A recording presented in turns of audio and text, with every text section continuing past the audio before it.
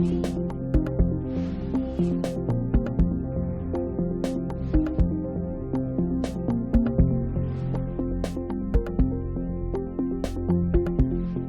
dará cuenta de los documentos llegados a la comisión.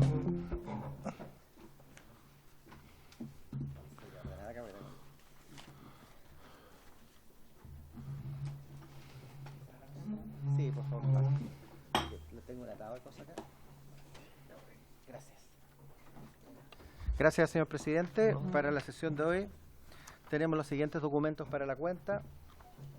Primero, correo electrónico del Ministerio de Justicia y Derechos Humanos confirmando la asistencia del señor subsecretario, don Jaime Gajardo, los abogados de la División de Reinserción Social, abogado, el señor Raúl Schonthaler, el abogado de la División Jurídica, señor Mario Araya, y la señora Consuelo Hernández, Community Manager. El oficio del Ministerio del Interior y Seguridad Pública responde a oficio de nuestra comisión referido a situación de tramitación de cada uno de los reglamentos de la Ley 21.412, que debería haberse ya expedido en el mes de abril del año en curso. Así que ahí llegó la respuesta, que se va, por supuesto, a distribuir entre todos los integrantes de la comisión. Oficio reservado del Ministerio de Justicia referido a glosa 8, programa 1 del Servicio Nacional de Menores. Oficio reservado también del Ministerio de Justicia y Derechos Humanos respecto a glosa 4 del Servicio Nacional de Menores del segundo trimestre del 2023 en ambos casos. Y también el Ministerio de Justicia informa el cronograma y estado de avance de la implementación de la ley referida a entrevistas videograbadas. Eso es todo, señor presidente.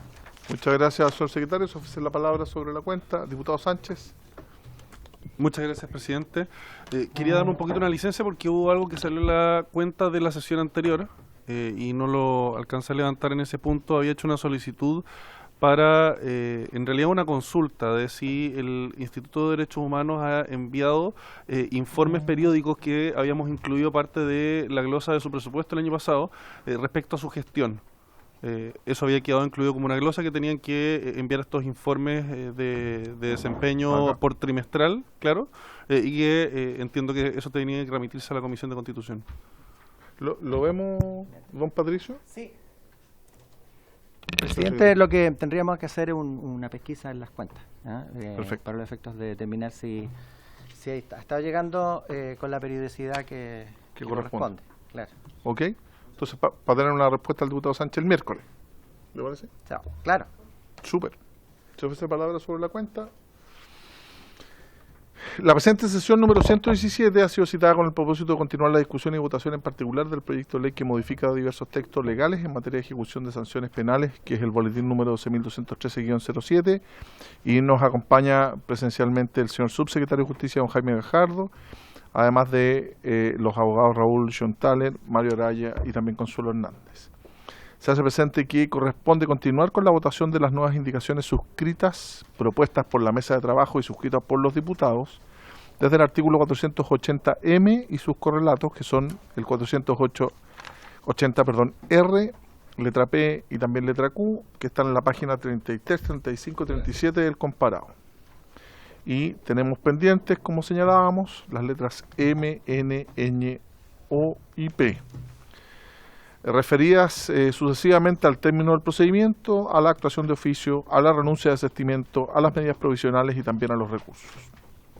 Luego, según lo dispuesto en la sesión número 104 del 12 de junio pasado, se iniciará la discusión del procedimiento para la determinación de concesión, denegación o revocación de la libertad condicional, artículo 480B, que son las etapas del procedimiento, la indicación parlamentaria que está en la página 39 del comparado de indicaciones. Entonces vamos a proceder a la indicación del artículo 480, letra, don Patricio. Presidente, tenemos en la indicación el artículo 480M. Perfecto. Que se refiere al término del procedimiento. Aquí hay que tener presente que como se ha ido procediendo en relación con esta indicación que ya está suscrita parlamentariamente, que se discute y la indicación presentada, digamos, por los parlamentarios, o digamos acogida en su contenido por los parlamentarios, pero también tiene como consecuencia que aquellas disposiciones que están ya en el comparado o en el proyecto vía indicaciones, ya sea parlamentaria, en algunas ocasiones también ejecutivo. Aprobada esta norma, alguna norma entonces va a tener que ser reglamentariamente rechazada. Perfecto. Y en este caso, y por eso me gustaría irme refiriendo a las dos cosas para los efectos que les vaya quedando claro cuál es la consecuencia. El término del procedimiento. La propuesta de esta indicación es respecto 480M al término del procedimiento. Pondrán término al procedimiento la sentencia y la resolución que declare la imposibilidad material de continuarlo por causas sobrevinientes. La sentencia del tribunal decidirá las cuestiones planteadas por la persona solicitante o reclamante, expresando sucintamente, pero con precisión, los fundamentos de hecho y de derecho en los que se base. La sentencia deberá advertir de los recursos que procedan contra la misma, el tribunal ante el que debieran presentarse y el plazo para interponerlos, sin perjuicio de que los interesados puedan presentar cualquier otro recurso que estimen oportuno. Como se ve, el término de procedimiento puede ser por una sentencia o porque es imposible continuar. Se establece lo que el tribunal decide en la sentencia, las cuestiones planteadas, la forma, digamos, a los fundamentos de hecho y de derecho y los recursos también, sin perjuicio de que el interesado pueda presentar otros recursos. Y ahora veamos qué es lo que existe. Habría en la indicación del Ejecutivo en la página 37. Todos tienen el mismo comparado, ¿sí? Ya. 37. Término del procedimiento, 480R, ¿no? Sí. Término de procedimiento 480R. Dice, pondrán término al procedimiento la sentencia y la resolución que declare la imposibilidad material de continuarlo por las causas sobrevinientes. Después tenemos el 480Q en la página 35, un poquito antes. 480Q en la página 35. 34. Sentencia. La sentencia. La sentencia del tribunal decidirá las cuestiones planteadas por la persona solicitante o reclamante, expresando sucintamente pero con precisión los fundamentos de hecho y derecho en los que se basa. La sentencia deberá advertir de los recursos que procedan contra la misma el tribunal ante el que debieran presentarse y el plazo para interponerlos sin perjuicio de que los interesados puedan presentar cualquier otro recurso que estimen oportuno. Y tenemos entonces acá el 480R, que se refería entonces a temas que están también contemplados en la propuesta. En la letra de suscrita, más propuesta. ¿sí? Y en cuanto a los recursos y todo eso también está en la propuesta. De alguna forma la propuesta hizo como tomó los antecedentes o el contenido de ambas y la transformó en una sola. O sea, para mayor claridad, don Patricio, el artículo 480M que se propone como indicación contempla o subsume los originalmente previstos en el 480R, Q y P. Sí, 480R, 480Q, 480P, en la página 33, que es la conclusión del procedimiento, pondrán término al procedimiento la sentencia judicial, el desistimiento, la declaración de abandono y la renuncia al derecho en que se funda la solicitud cuando la renuncia no esté prohibida por ordenamiento jurídico. También producirá la terminación del procedimiento la imposibilidad material de continuarlo por causas sobrevinientes. La resolución que se dicte deberá ser fundada. Ok. Eso es. Le ofrezco la palabra al Ejecutivo entonces sobre esta propuesta de artículo 480M, señor subsecretario. Bueno, muchas gracias, presidente, por su intermedio. Saludar a los diputados y diputadas presentes. Bueno, tal como decía el señor secretario, la propuesta que se hizo en esta mesa de trabajo, que es el artículo 480M, denominado el término del procedimiento, lo que hace es refundir las indicaciones parlamentarias y las indicaciones del Ejecutivo. En el caso de las indicaciones del Ejecutivo es la indicación contenida en el 480R y 480Q, y en el caso de las indicaciones parlamentarias la 480P. ¿Ya? Ambas hablaban de la conclusión del procedimiento y de la sentencia por separado. Lo que hace la indicación propuesta es establecer en el inciso primero cuáles serían las condiciones para terminar con el procedimiento, y en el inciso segundo y tercero los contenidos materiales que debiera tener la sentencia, ya que esos estaban tanto en la indicación parlamentaria como en la indicación del Ejecutivo en dos numerales diferentes. Entonces se refunden, se ve que tenían coincidencia tanto en los requisitos para concluir con el procedimiento como también en cuanto a los contenidos materiales, y se llega al acuerdo propuesto en el 480M. Muchas gracias, subsecretario. Llama la atención justamente lo que plantea, y me parece muy bien que se ilustre, porque no se requiere patrocinio de abogado para poder interponer los recursos. Entonces, que a la persona que se encuentra afectada se le indique dónde y cuándo debe interponer un recurso, nos parece también que va a resguardo de las garantías y los derechos de las personas que estén privadas de libertad. Se ofrece la palabra. ¿Sí?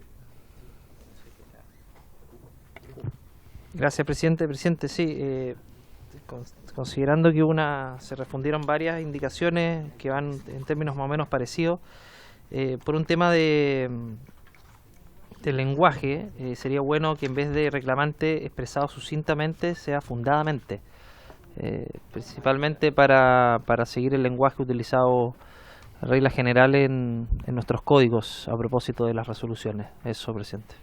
Claro, Sucintamente. dice que la sentencia del tribunal decidirá las cuestiones planteadas por la persona solicitante o reclamante, expresando sucintamente, pero con precisión, los fundamentos de hecho y de derecho. Lo que quiere decir es que, en definitiva, no sea un tratado de derecho, sino que efectivamente se le dé de manera, porque lo señala el propio artículo, fundadamente, con fundamentos de hecho y de derecho en los que se basa. Diputada Giles. Sí, gracias, presidente. La verdad es que, por supuesto, todos entendemos cuál es el sentido de lo que se quiere proponer. Lo que ocurre es que de partida efectivamente es un lenguaje muy poco legislativo, por no decir antilegislativo. Sucintamente yo no recuerdo que esté contenido, justamente porque se trata necesariamente de un contenido subjetivo, que es lo contrario de lo que debemos hacer.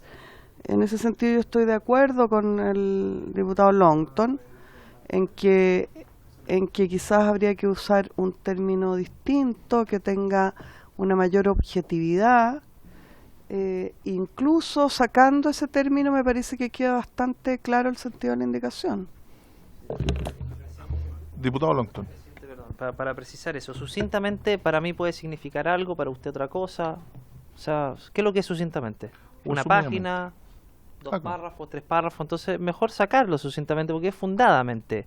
Cada uno considerará la precisión de los fundamentos de acuerdo a lo que le parezca más coherente, de acuerdo al recurso interpuesto, presidente. Entonces, sucintamente, la verdad es que además va a dar para mucho. O sea, si un juez considera que no es sucinto, pero otro considera que es sucinto, entonces esa indeterminación y subjetividad generalmente no son buenas compañeras cuando están expresados en textos legales, presidente. Me parece que lo más claro es fundadamente, pero con precisión.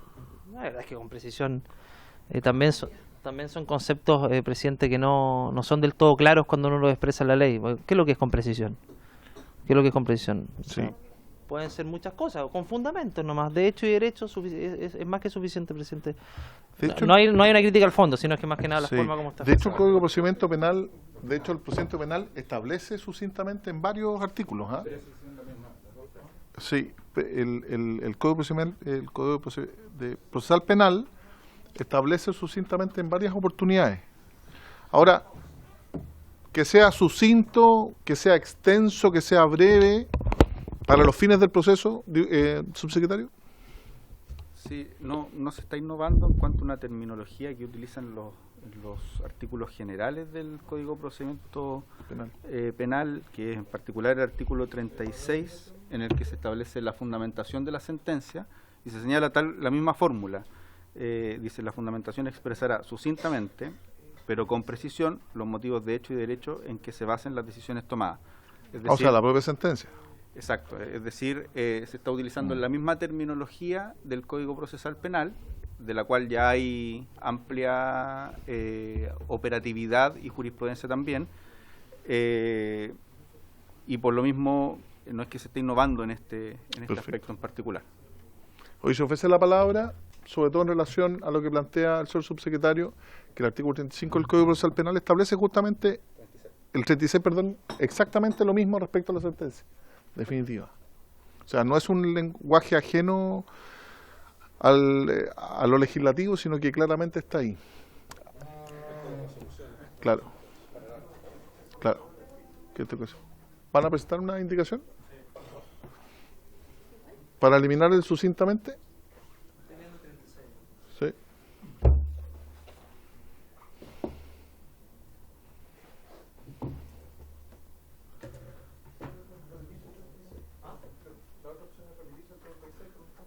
Claro, conforme al artículo 36.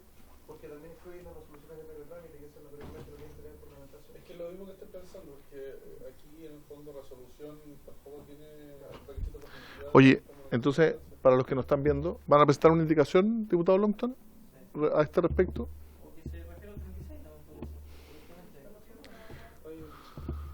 Diputado Sánchez.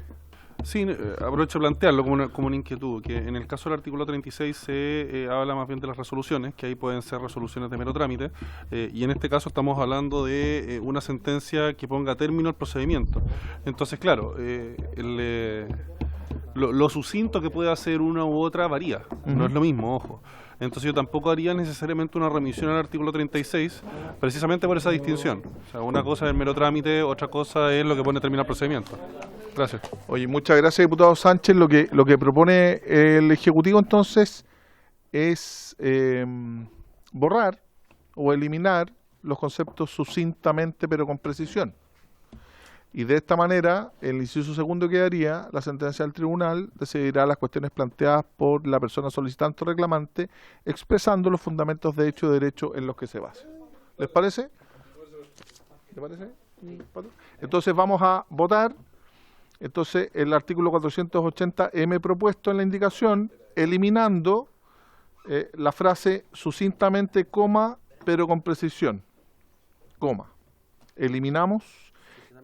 Y quedaría el segundo entonces: la sentencia del tribunal decidirá las cuestiones planteadas por la persona solicitante o reclamante, expresando los fundamentos de hecho y derecho en los que se base. ¿Les parece? En votación. Perfecto, presidente. Va a quedar constancia en acta, señor presidente, que la comisión por unanimidad ha decidido eliminar las expresiones sucintamente, coma, pero con precisión. Entonces tenemos... No está don Jorge. Don Gustavo Benavente, por favor. Para el final. Para el final, don Gustavo, perfecto. ¿Qué quiero decir? Doña Carol Cariola. A favor. A favor. Gracias. Doña Camila no está. Don Marcos está online. Sí. Don Marcos y la vaca, por favor. A prender la cámara, por favor. A ver, lo dejamos. Ahí parece que está. Ah, perfecto. Entiendo. Ya, perfecto. Ya. Entendido, don Marcos. Diputada doña Pamela Giles. Eliminado sucintamente y con precisión por la afirmativa. Por la afirmativa. Don Andrés Longton. A favor, don Andrés Longton. Doña Catalina Pérez. A favor, doña Catalina, de nada. Don Luis Sánchez. A favor, señor secretario. A favor, don Luis Sánchez. Don Leo no está. ¿No está don Leo? No está. Don Gonzalo Winter. No puedo votar. Perfecto, don Gonzalo. Dijiste mi posición favorable. Ya, teníamos a don Gustavo Benavente. Don Gustavo. A favor. A favor, don Gustavo, señor presidente. A favor. A favor, señor presidente. 1, 2, 3, 4, 5, 6, 7, 0, 0, señor presidente, con la supresión de sucintamente, pero con precisión. Ok. Se aprueba entonces por unanimidad. A continuación, señor secretario, corresponde entonces el artículo 480N propuesto. Sí. Respecto a la actuación de oficio, paso Sí. a leerlo. En cualquier momento en que el tribunal encargado de la ejecución estime que la persona detenida, arrestada, presa, condenada o sujeta a una medida de seguridad no está en condiciones de ejercer los derechos y garantías consagradas en las leyes, en los tratados internacionales ratificados por Chile que se encuentren vigentes o en la Constitución política, adoptará de oficio las medidas necesarias para permitir dicho ejercicio. ¿Y esto, Patricio, tiene un correlato? Sí, exacto. Tiene correlato con el artículo 480p, que está, bueno, comienza en la página 33, pero se desarrolla más bien en el 34. El artículo 480p dice actuación de oficio. En cualquier momento en que el tribunal encargado de la ejecución estime que la persona detenida, arrestada o presa, condenada o sujeta a una medida de seguridad, no está en condiciones de ejercer los derechos y garantías consagrados en las leyes, en los tratados internacionales ratificados por Chile que se encuentren vigentes o en la Constitución política, adoptará de oficio las medidas necesarias para permitir dicho ejercicio. Muchas gracias. Eso es lo que... ¿Está medianamente claro, señor subsecretario? ¿Se ofrece la palabra? Oye, ¿dónde quedó mi...? Diputado Sánchez. ¿Qué plan de votación? Ah, Muchas gracias, señor presidente. Me gustaría escuchar al Ejecutivo respecto de la necesidad de que en este caso exista actuación de oficio por parte del tribunal. Saber un poco la intención detrás de esto, porque sabemos bien que en este caso el ejercicio de los derechos que están contemplados en la legislación penal en general son prerrogativa de la persona que está detenida o presa, que quiere o no postular a determinados beneficios o a determinadas, en el fondo, mejoras en su situación. Por el otro lado, en el caso de la administración, en el caso del Estado, cuando hay un incumplimiento por parte de una persona que está condenada por la comisión de un delito, quizás cumpliendo su pena en libertad, será el Estado, a través de los organismos correspondientes, quien presente una solicitud para, por ejemplo, que esta persona pase a cumplir la pena en régimen cerrado, y no se me ocurre tanto el caso, el escenario en el cual por decisión propia de oficio de un tribunal, que aquí en el fondo no quedaría separado, estaríamos volviendo incluso a ciertos resabios del sistema penal antiguo, donde el mismo juez es el que tiene facultades propias, podríamos decir, de un investigador o de lo que es la fiscalía hoy día. Creo que aquí se enredan un poco las cosas, es mi impresión a priori, pero antes de emitir un juicio al respecto me gustaría escuchar cuál es la visión detrás de esto por parte del Ejecutivo y cuál es la necesidad que ellos observan de que un juez tenga atribuciones de oficio en este tipo de cuestiones. Muchas gracias. Gracias, diputado Sánchez. Diputada Giles. Gracias, presidente. Sí, sería interesantísimo lo que plantea el diputado Sánchez si no fuera porque es una pérdida de tiempo, presidente, puesto que este texto está repetido. Dejo con usted, si usted lo tiene bien, al diputado Longton para que nos explique el detalle. Diputado Longton, ahora que tiene presentadora oficial, Gracias. presentadora y manager, ¿no? Co-animador. O Soy co-animador. co-animador. Mi manager es mi manager. Es su manager, Mi sí. manager. Somos una UP, lo siento, más igualitario, más feminista, menos... Diputado Longton. Gracias, diputada Giles. Sí, presidente, lo que pasa es que Que ya se deconstruyó, sí, yo diga. no entiendo, quizá el Ejecutivo ahí nos puede aclarar un poco por qué se repite la norma de la cautela de garantía del artículo 10 del Código Procesal Penal, o por lo menos el inciso primero, al menos, si es una norma de aplicación general, ¿por qué es necesario repetirlo en este texto? O sea, yo soy enemigo de las repeticiones de artículos que ya están tratados en otros cuerpos legales, porque cuando tú repites textos, en general, cuando lo haces parcialmente, uno tiende a interpretarlo de manera parcial también. Entonces, si repetiste un artículo y repetiste solamente en el inciso primero, siendo que el artículo 10 del Código Procesal Penal, en todos sus incisos son de aplicación general, ¿por qué se repite y se repite de manera parcial? ¿Por qué no decir se aplicará el artículo o no se aplica o no se dice nada? O se aplica el artículo 10 o no se dice nada, presidente. Pero ponerlo a media me parece que no corresponde. Creo que es mejor no dejarlo y que aplique el artículo 10, que es de aplicación general del Código Procesal Penal, presidente. Eso. Muchas gracias, diputado Longton. Señor subsecretario. Muchas gracias, presidente, por su intermedio. Bueno, primero que todo, plantear que en general para los tribunales de ejecución de pena, una de las cosas o una de las normas que fundamentan su su accionar tiene que ver precisamente con la cautela de garantía de las personas imputadas, o sea, de las personas privadas de libertad. El artículo 10, el actual artículo 10 del Código Procesal Penal es para cualquier etapa dentro del procedimiento procesal penal, dentro de las etapas del procedimiento, y nosotros ahora estamos incluyendo, o sea, no se entiende que es parte del procedimiento propiamente tal la ejecución de la sentencia, sino que es durante la instrucción y de hecho específicamente sería para el caso de los imputados, es decir, el artículo 10 tiene como ámbito de aplicación para aquellas personas que se encuentren imputadas. Lo que nosotros estamos haciendo es entregarle un ámbito de aplicación de cautela de garantías, que es uno de los fundamentos de los tribunales de ejecución de pena en general, donde existen, para aquello que hemos incorporado en cuáles van a ser el ámbito de aplicación para los tribunales de ejecución de pena. Por cierto, van a estar aquellas personas que se encuentran privadas de libertad producto de una medida cautelar personal, pero también van a estar todas las personas condenadas, a las que no se les aplica el artículo 10. Por lo tanto, lo que estamos haciendo es entregarle esta facultad general de cautela de garantía de derechos a los tribunales de ejecución de pena, que es lo que tienen en general también a nivel comparado.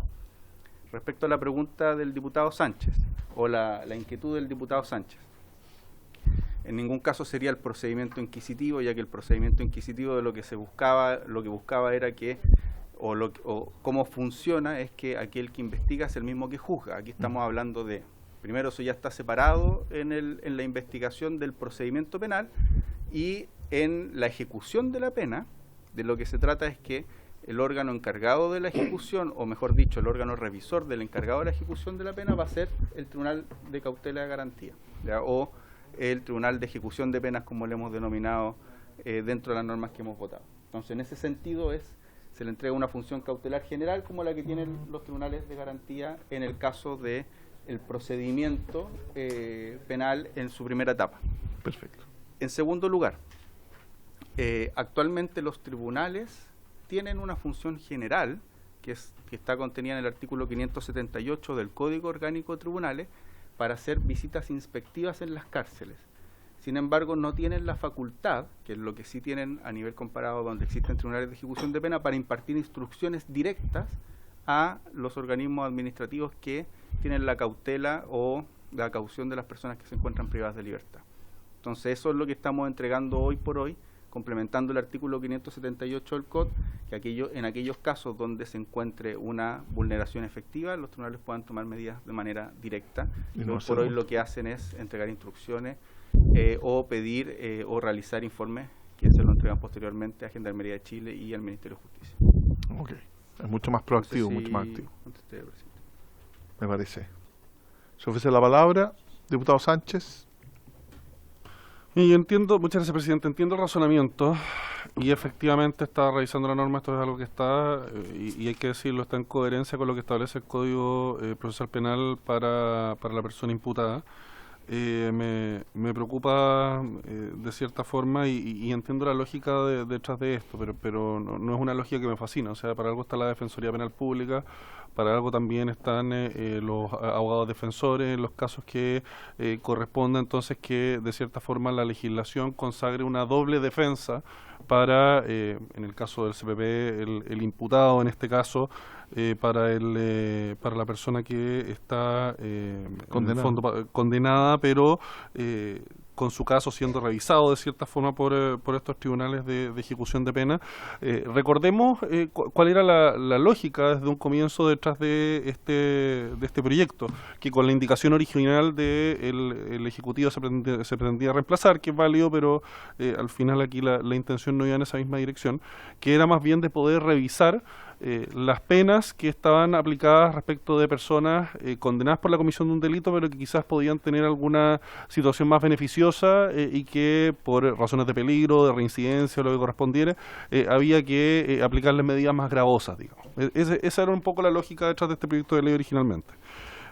Y esta norma va en la dirección de lo que había pretendido plantear en un comienzo el Ejecutivo, que era transformar este procedimiento más bien en uno de reclamación, digamos, de los mismos condenados cuando sintieran que sus garantías no estaban o sus derechos no estaban siendo respetados dentro de la cárcel. ¿Ya? Que ambas cosas son válidas, evidentemente es necesario, pero como lo veo yo personalmente, al menos yo creo que para eso está la Defensoría Penal Pública. O sea, ellos son el organismo que está establecido por nuestra institucionalidad, que cuentan con recursos, con financiamiento permanente, tienen las facultades para eso, tienen personal, entonces, de cierta forma, y reitero, o sea, esta crítica que hago, la hago en consideración a que esto también es parte del sistema procesal penal general que tenemos en nuestro país, no es algo aislado de lo que se está proponiendo acá. Pero se le concede una doble defensa al condenado, se le concede una doble defensa al delincuente. Y no, o sea, personalmente no voy a celebrar eso. Entonces me llama la atención. Yo creo que deberíamos empezar a avanzar en una dirección distinta acá. Es un poco lo que la ciudadanía está demandando. Debería ser esto otra expresión más de la igualdad ante la ley. Si al final la mayoría de la gente, la víctima, por ejemplo, hagamos la comparación con la víctima, tiene que procurarse por sí mismo un abogado. Aquí es el Estado el que le entrega el abogado al delincuente, y además establece que en el caso que el abogado que tiene el delincuente sea un mal abogado, el juez podrá subsanarle la tarea, por decirlo de cierta forma. Okay. Y me parece que es avanzar en la dirección equivocada. Muchas gracias. Yo tengo una opinión disímil, porque efectivamente dice relación cuando se conculquen garantías individuales, no con términos procesales ni una mejor o peor defensa, sino que efectivamente, como planteaba el subsecretario, en mi opinión, cuando se está conculcando una garantía individual, un derecho humano fundamental, es obligación del juez también siempre representarlo. Lo que pasa es que hoy día es a través de un oficio, de un acta de visita a la cárcel. Hoy día ese magistrado, ese juez, tiene facultades para dar directrices e instrucciones directas para ver si una persona, obviamente se le están conculcando sus garantías individuales. Yo por eso difiero en el fondo, ahí tenemos un contrapunto, pero me parece claramente que aquí no son ni términos procesales ni mejor defensa, sino que son garantías individuales que están consagradas para todas y para todos, para cualquier tipo de preso, para cualquier persona privada de libertad. Hecho ese punto, yo creo que, señor subsecretario, ¿en votación? ¿O quiere opinar? Muy breve, solo recalcar lo que dice usted, presidente. No se trata de una doble defensa, sino que se trata de que, tal y como en el Código Procesal Penal existe una cautela de garantía general para el procedimiento, y ahora estamos incorporando en detalle el procedimiento de ejecución de la pena, lo que corresponde es, y los objetos en cualquier jurisdicción comparada de los tribunales de ejecución de pena, entre otras cosas, es resolver los aspectos vinculados a la ejecución de la pena, las diferencias que hayan entre la administración y los condenados en cuanto a la ejecución de la pena, pero también, por cierto, cautelar la garantía del ejercicio de los derechos fundamentales durante la ejecución de la pena. Entonces, esa misma facultad que hoy por hoy está en los tribunales de garantía, pero nosotros estamos haciendo extensiva a los tribunales de ejecución de pena, como existe en cualquier parte del mundo. No se trata de una doble defensa, eso hay que dejarlo súper claro, sino que lo que se trata es que, por ejemplo, una persona que se encuentra incomunicada de manera ilegal, ese tribunal, cuando hace la visita, pueda efectivamente tomar una medida de oficio de forma directa.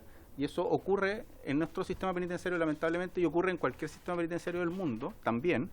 Y lo que queremos es que eso sea lo más excepcional posible, cosa de que, y si ocurre, existan órganos que tengan la facultad de tomar medidas inmediatas para que no se conculquen los derechos fundamentales de cualquier persona, de cualquier ciudadano que puede estar o imputado o condenado por la comisión de un delito, pero que eso no implique la conculcación de sus derechos fundamentales.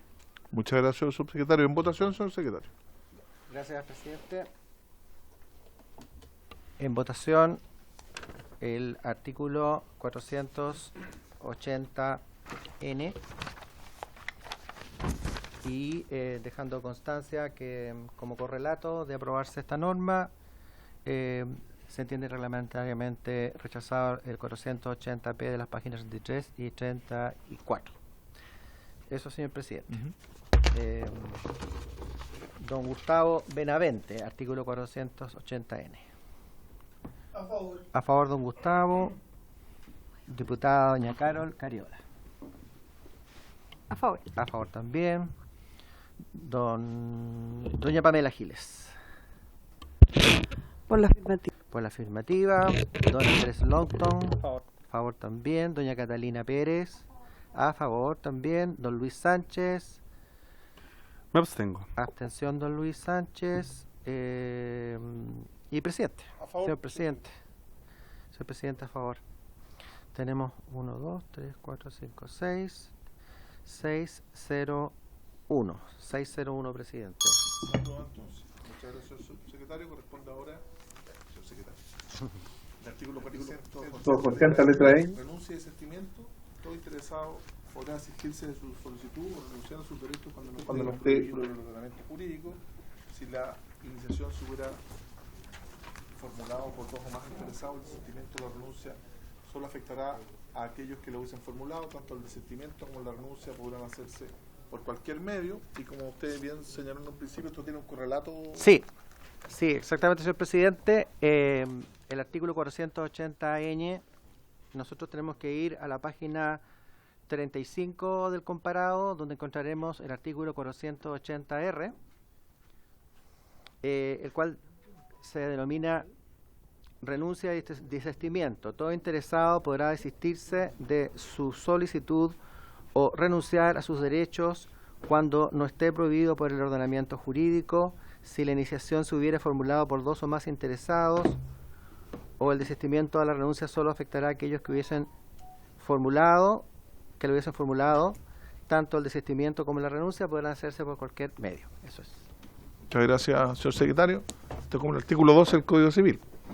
Solo podrán renunciarse a aquellos derechos que tienen el interés individual del renunciante y cuya renuncia no esté prohibida. No sé si hay alguna observación. Me parece bien que esté además en la ejecución. Se ofrece la palabra. En votación, señor secretario. 480 Ese es uno de los que se aprende de memoria. R. ¿Y si remató? Bien, 480Ñ, señor presidente, y de aprobarse se entiende reglamentariamente rechazada el 480R de la página 35. Tenemos don Gustavo Benavente. A favor. A favor, don Gustavo. Doña Carol Cariola. A favor. Doña Pamela Giles. Salió. Don Andrés Longton. A favor. Don Luis Sánchez. A favor, señor secretario. A favor, don Luis Sánchez. Diputada Camila Pérez. Catalina. Catalina Es una Pérez. combinación rara esa. Pero también es bonito, igual Sí, que no, Catalina. muy bien, muy bien, Los dos nombres bonitos. Catalina Pérez. Y, señor presidente, A favor, señor secretario. ya, tenemos 1, 2, 3, 4, 5, 6, 0, 0. Se aprueba entonces el artículo 480 letra ñ, y corresponde ahora tratar el artículo 480 letra O, que son las medidas provisionales. Sí, 480O. El tribunal encargado de la ejecución podrá adoptar de oficio o petición de parte las medidas provisionales que estime oportunas para asegurar la eficacia de la decisión que pudiera recaer en el caso que conoce, si existiesen elementos de juicio suficientes para ello, y sobre todo en los casos en que, de no adoptarse medidas inmediatas, se produjere perjuicio irreparable a la persona afectada. Se entiende que una medida causa perjuicio irreparable cuando existe riesgo para la vida o integridad física o psíquica de la persona afectada, o cuando su ejecución u omisión produce un perjuicio de difícil o imposible reparación. Las medidas provisionales podrán ser alzadas o modificadas durante la tramitación del procedimiento de oficio o petición de parte en virtud de circunstancias sobrevinientes que no pudieran ser tenidas en cuenta al momento de su adopción. En todo caso, las medidas de que se trata este artículo se extinguirán con la eficacia de la resolución que ponga fin al procedimiento, y estas tienen un correlato, don Patricio, Sí. ¿cierto? Eso es, señor presidente, están en la página 36 del comparado, que son los artículos 480T y 480 o 480O, que se refieren a las medidas provisionales. Uno de ellos es parlamentario, dice medidas provisionales. El tribunal, el encargado de la ejecución, podrá adoptar de oficio a petición de parte las medidas provisionales que estime oportunas para asegurar la eficacia de la decisión que pudiera recaer en el caso que conoce, si existiesen elementos de juicio suficientes para ello, y sobre todo en los casos en que, de no adoptarse medidas inmediatas, se produjera perjuicio irreparable a la persona afectada. Hasta ahí estamos igualito que la ejecutiva, ¿no? Ya. La 480. Se entiende que una medida causa perjuicio irreparable cuando existe riesgo para la vida, integridad física o psíquica de la persona afectada, o cuando su ejecución u omisión produce un perjuicio de difícil o imposible reparación.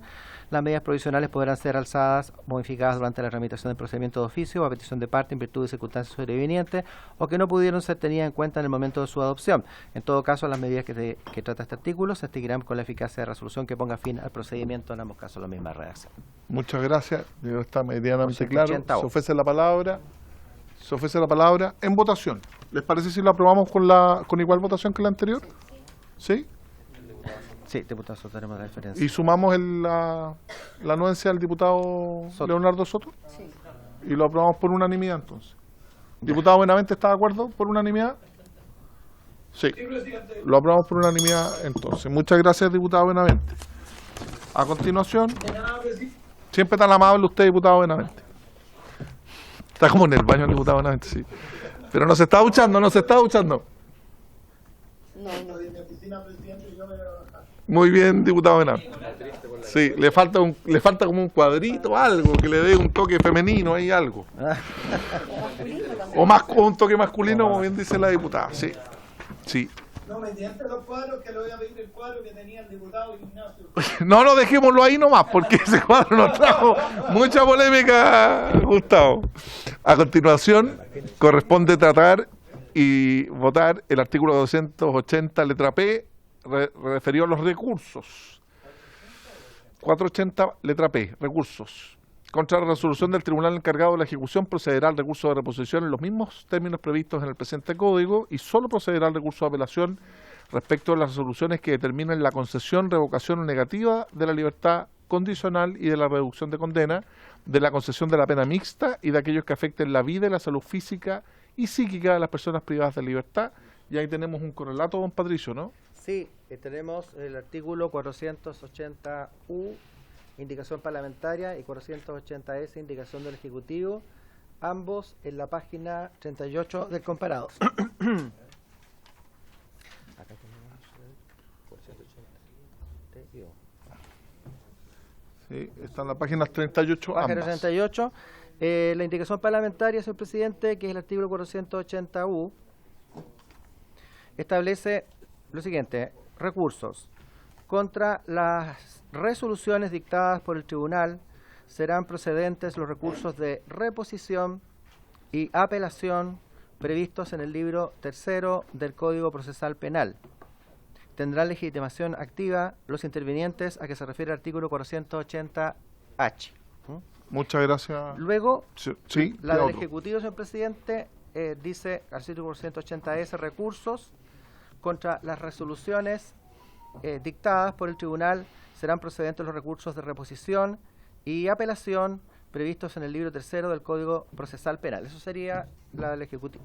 Muchas gracias, señor secretario. Se ofrece la palabra, diputado Soto. Sí, bueno, recién me vengo integrando, pero me surge la duda, ¿qué sucede con las medidas cautelares que se solicitaron y que medidas provisionales, ¿La votamos recién? Sí, pero ¿qué pasa con la concesión o no concesión o modificación de las medidas provisionales?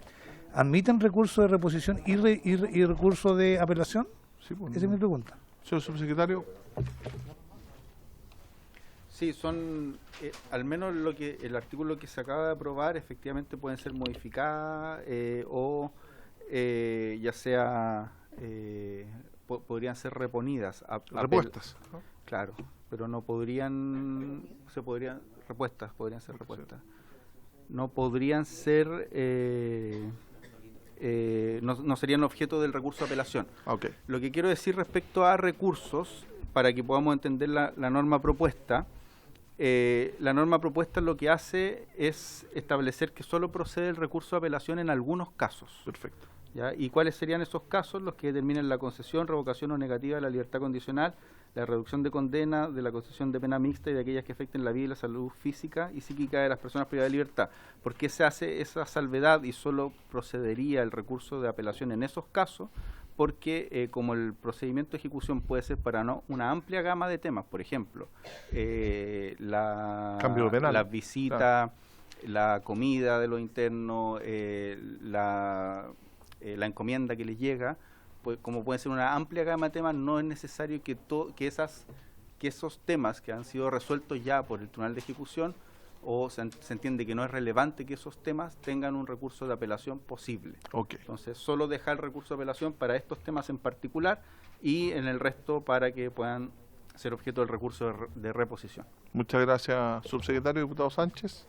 Diputado Soto, luego. Muchas gracias, presidente. Compartiendo lo que decía recién el subsecretario, me preocupa la parte final de este segundo inciso, porque cuando se habla de aquellas que afecten la vida y la salud física y psíquica de las personas privadas de libertad, yo creo que con esto de la salud psíquica de las personas privadas de libertad vas a encontrar, como si se en buen chileno, el bolsillo payaso.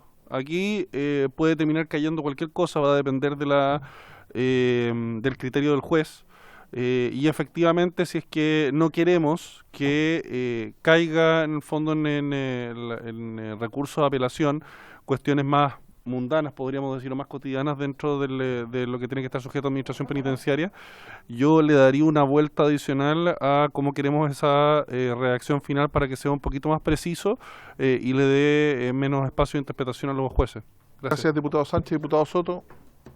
Luego el diputado Lonco. Sí, presidente, una de las causales para decretar las medidas provisionales por parte del tribunal encargado de la ejecución, según dice el artículo 480 hoy, dice en aquellos casos en que de no adoptarse medidas inmediatas se produjere perjuicio irreparable a la persona afectada.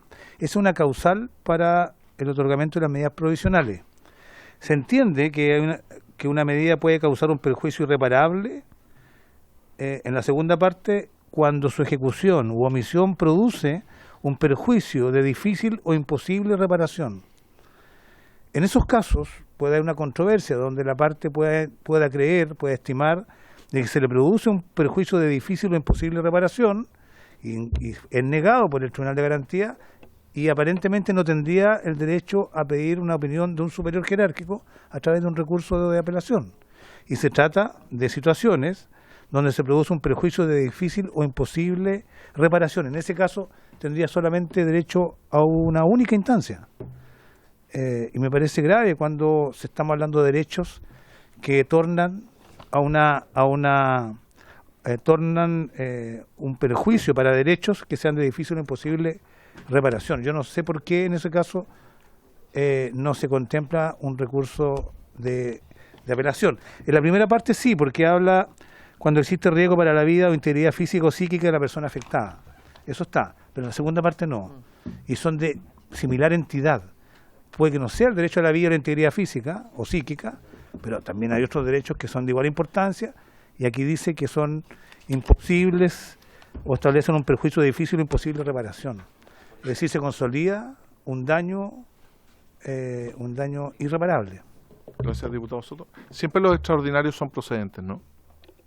Un recurso extraordinario como la queja, por ejemplo. Sí. Obvio. Y el amparo. Obvio. Por eso te digo, siempre. No, por eso, pues yo me refería a los recursos extraordinarios, porque justamente tienes de alguna manera, en mi opinión, puedes cautelar eso. Diputado Lonto. Gracias, presidente. Sí, yo tengo la misma duda con respecto al que señaló el diputado Sánchez en la última parte, que afecte la vida y la salud física de las personas privadas de libertad, porque hoy día tenemos el recurso de protección. Entonces, la pregunta es la siguiente, o eventualmente amparo, pero la pregunta es la siguiente: si es que existe este recurso especial, la jurisprudencia está uniforme en que existiendo un recurso especial, ¿no procedería el recurso de protección o eventualmente amparo? Porque la gran discusión que había con la libertad condicional, a través de las comisiones de libertad condicional, era que el interno iba de amparo porque no había un recurso intermedio. Entonces, yo no tendría ningún problema en apoyar este inciso, si es que obviamente tuviéramos meridiana seguridad de que no vamos a ir replicando los recursos, porque si tenemos el recurso de protección, ¿para qué necesitamos este? Ahora, si tenemos este y el recurso de protección es para evitar un doble recurso, una doble judicialización, me parece que tiene sentido, pero no sé si nos puede aclarar eso el subsecretario, y además que nos pueda aclarar, presidente, respecto a la legitimación activa, porque nosotros teníamos el 480U, que fue la indicación parlamentaria, señalamos que la legitimación activa del 480H, que fue donde tratamos los legitimados activos. Entonces, como está redactado, pareciera estar redactado de manera amplia. Entonces, sería bueno circunscribirlo o saber el racionamiento por qué no se circunscribió a los legitimados activas, víctima, obviamente persona privada de libertad, Ministerio del Interior, Ministerio Público, etcétera. Eso, gracias, presidente. Señor subsecretario. Sí. Presidente, por su intermedio. Bueno, lo primero, yo creo que hay que tener, presidente, lo primero yo creo que respecto al recurso de amparo, si mal no lo recuerdo, dimos una conversación muy similar cuando aprobamos el artículo 480A en materia del ámbito de aplicación. Y en ese sentido, tal y como quedó el 480A, no hace incompatibles los recursos de amparo y no son incompatibles. No hace incompatible el procedimiento de ejecución con el procedimiento de amparo constitucional, ¿ya? En ese sentido, esta misma conversación la tuvimos cuando revisamos el artículo 480A, misma conversación, misma discusión, y en ese momento se optó porque existieran estos dos procedimientos, diríamos, no en paralelo, porque lo que debiera ir ocurriendo es que al ser un procedimiento especial, la jurisprudencia de la Corte Suprema ha sido bien categórica. Si existe un procedimiento especial, usted tiene que recurrir al procedimiento especial, y agotado el procedimiento especial, eventualmente se analizará la solicitud en razón del amparo, pero eventualmente dice que si en el procedimiento especial se tomó una decisión, esa decisión es la que prevalece. Esto ha ocurrido con otros procedimientos especiales que se han creado y que han limitado la aplicación del procedimiento de protección, por ejemplo, y ha ocurrido en materia de jurisdicciones especiales, en los cuales se ha creado procedimiento especialísimo, medio ambiente, por ejemplo, y lo que ha ido ocurriendo es que eso limita la posibilidad de que los tribunales intervengan en esos asuntos vía protección, o en este caso debiera ir ocurriendo lo mismo, utilizando la jurisprudencia de la Corte Suprema, en materia de estos procedimientos en razón de amparo. Sin embargo, siguen siendo procesos que no son incompatibles propiamente tal, ¿ya? Respecto a la duda que tiene el diputado Soto, efectivamente lo que se busca en las medidas provisionales es que se entregue estas facultades generales que tienen los tribunales que revisan cualquier tipo de procedimiento, de tomar medidas, como se dice, cautelares durante el procedimiento, con el objeto de garantizar el procedimiento, garantizar la pretensión que se está haciendo valer dentro del procedimiento y garantizar también la seguridad de las partes, que en este caso es como parte de la esencia del procedimiento de ejecución. Sobre la base de eso, van a tener un recurso general de reposición. Eso ocurre en otro tipo de procedimientos, no estamos innovando. Por ejemplo, las facultades cautelares que tienen los jueces laborales no tienen apelación, salvo algunos aspectos muy específicos, que es también lo que se está estableciendo acá, ¿ya? Porque van a tener recurso de apelación en casos muy específicos, dentro de los cuales podrían estar incluidas las medidas cautelares, por ejemplo, cuando afecten la vida y la salud física o psíquica de las personas privadas de libertad. Y estamos señalando en ese caso la medida cautelar que ha tomado, la decisión que ha tomado el Tribunal de Ejecución va a tener reposición, pero también podría tener apelación en ese caso en particular, y me parece que ha previsto lo más grave que puede tener una medida cautelar al respecto. Finalmente, sobre lo que plantea el diputado Sánchez, yo creo que hay que tener más confianza en los tribunales de justicia que vienen interpretando nuestras normas jurídicas hace ya 200 años. Prácticamente el artículo 19, número 1 de nuestra Constitución tiene la misma redacción, que es lo que más nos importa respecto a este punto. Es decir, el artículo 19, número 1 de la Constitución señala el derecho a la vida y la integridad física y psíquica de las personas.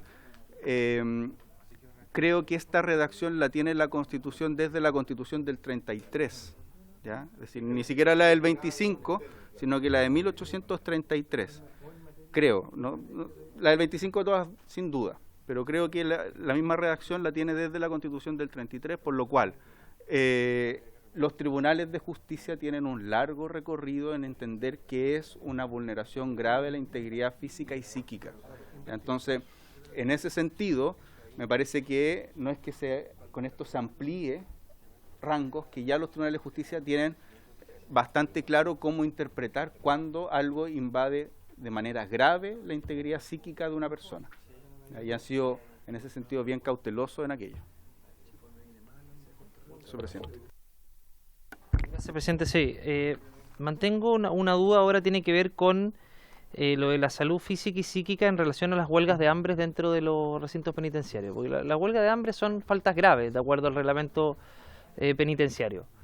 Entonces, entendiendo que es una falta grave y que obviamente afecta la conducta de los internos y que está sujeto a eventual medidas disciplinarias, ¿cómo conversa esto con una afectación de la salud física y psíquica y un eventual recurso de apelación, porque está siendo afectada su salud física y psíquica de las personas? Es decir, ¿podría eventualmente un interno interponer un recurso de apelación porque está siendo vulnerada su salud física y psíquica en atención a la huelga de hambre? Sí, ¿se puede salir de la esfera reglamentaria en un caso que está pasando dentro de la cárcel? Porque hoy día eso está radicado en la esfera reglamentaria. A propósito de este recurso, ¿se podría judicializar, por ejemplo, una huelga de hambre de un interno? Esa es la pregunta, porque ¿cuál es el fondo, subsecretario? Y que es delgada la línea. Entonces, si establecemos una causal tan amplia, el recurso de apelación puede prestarse para casi cualquier situación que ocurre dentro de los recintos penitenciarios. Entonces, esa es mi duda. ¿Qué vamos a dejar dentro de la esfera reglamentaria y qué vamos a sacar de la esfera reglamentaria y vamos a judicializar? Porque si se deja amplio, como no estaba planteado a propósito de los recursos, puede ser una inagotable fuente de recursos ante los tribunales. Y eso también, y otra pregunta, perdón, subsecretario, tiene que ver también con la legitimación activa, que creo que no me contestó respecto a por qué no se hace alusión a la legitimación activa, y porque al parecer como está quedando deja amplio la interposición de cualquier recurso. Eso, gracias, presidente. Gracias, diputado Longton. Sobre el punto, diputado Sánchez.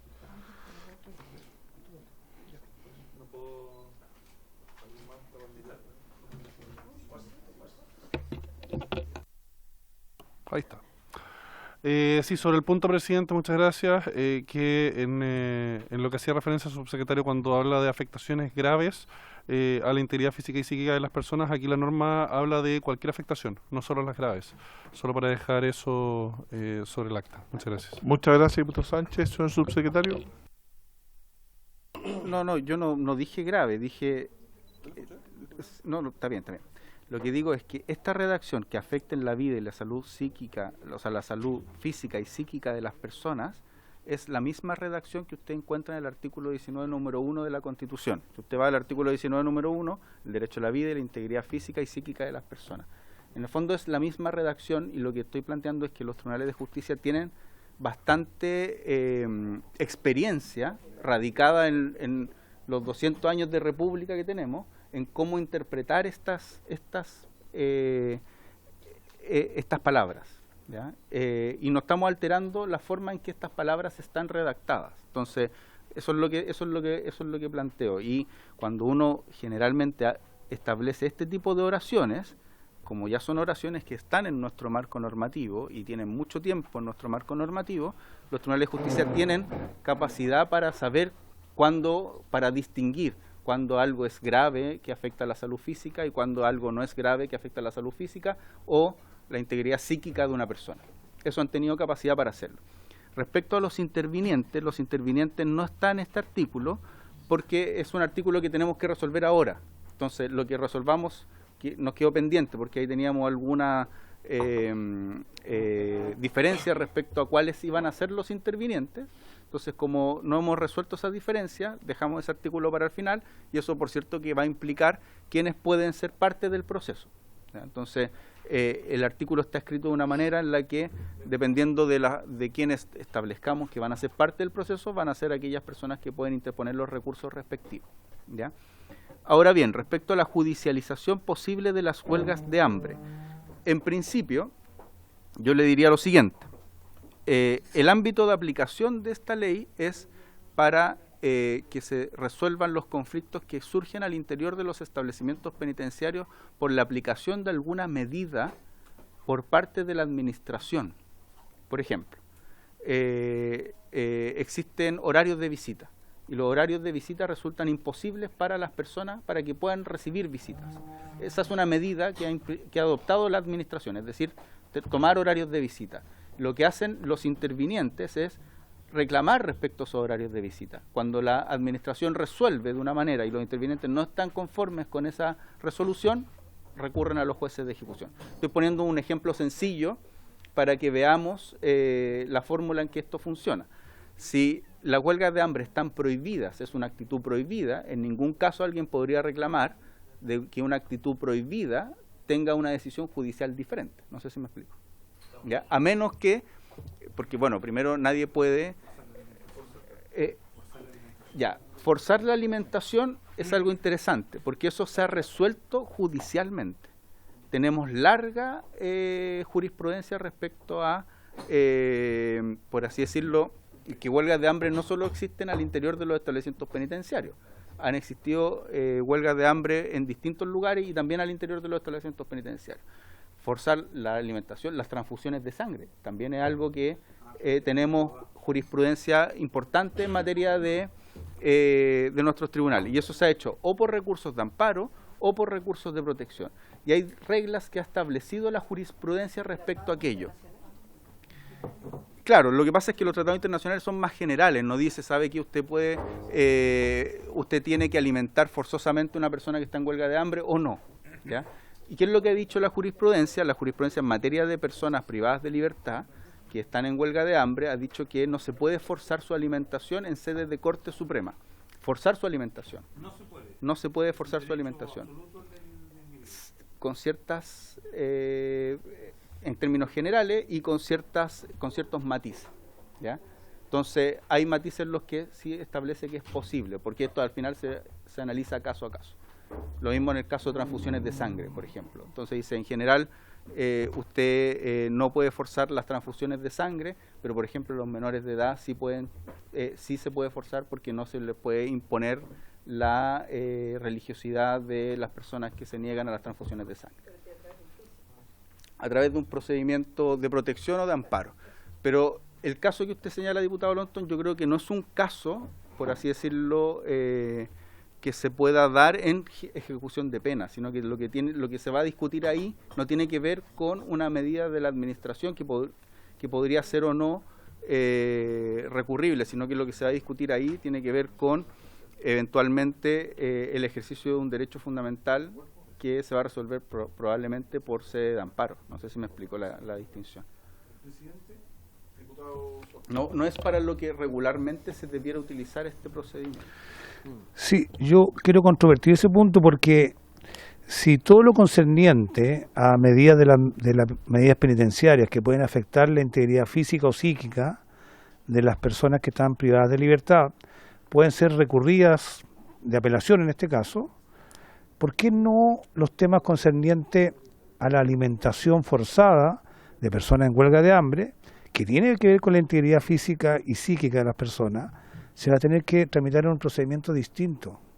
Porque no sería razonable incluirlo de alguna manera en la competencia de los tribunales de ejecución de penas, que por lo demás van a conocer solo de estas materias, van a tener una especialización importante, no van a tener procedimientos de distinto tipo como lo son los recursos de protección, donde llegan a cualquier sala, sino que aquí va a ser una justicia especialísima que todos los días va a revisar asuntos y conflictos que tienen que ver con personas privadas de libertad y el sistema penitenciario.